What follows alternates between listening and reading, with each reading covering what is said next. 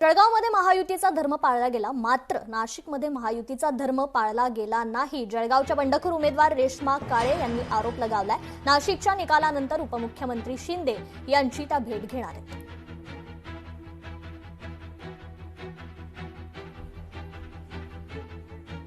तर याबाबत रेश्मा काळे यांच्याशी संवाद साधलाय आमचे प्रतिनिधी सुमित देशमुख यांनी.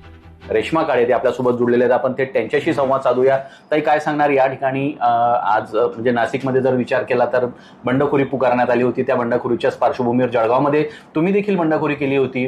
नाशिकचा उमेदवारी अर्ज मागे घेतल्याचं चर्चा झाल्यानंतर तुम्ही देखील आपला उमेदवारी अर्ज मागे घेत युतीला पाठिंबा जाहीर केला होता. मात्र नाशिकचे जे उमेदवार आहेत गोकुळ गीते यांनी जर विचार केला तर आम्ही पाठिंबा जाहीर करत नाही, मात्र कुठल्याही प्रकारचा प्रचार आम्ही करणार नाही असं म्हणत या ठिकाणी नाशिकमध्ये त्यांनी विजय मिळवलेला आहे. आपण कसं बघतात याकडे?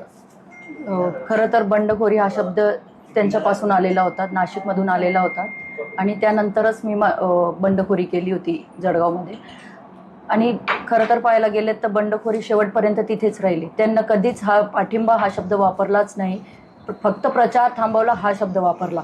आणि आम्ही आमचे नेते, आमचे प्रमुख नेते एकनाथजी शिंदे साहेब यांची भेट घेऊन त्यांच्या आदेशाचं पालन करून आम्ही महायुतीचा धर्म पाडून पाठिंबा दिला होता. पण बघायला गेलो तर नाशिकमध्ये पाठिंबा दिलेला गेला नाही होता.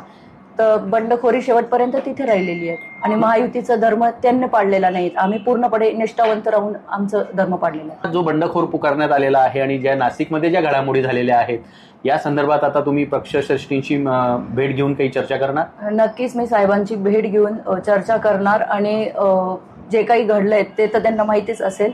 नक्कीच पुढे काय करायचं, कसं महायुती पुढे कसे चालणार, जर असं ते पाठीमागे वार करतील तर महायुती कसं चालणार पुढपर्यंत. आज ते जागा 4 जागा होत्या, आता ते 4 मधून 3 जागा राहिल्या, 1 जागा आपली कमी झालेली आहे. तर नक्कीच त्या गोष्टींचा खंत आहे. लोकशाही मराठी ऐका, पहा, जागरूक रहा.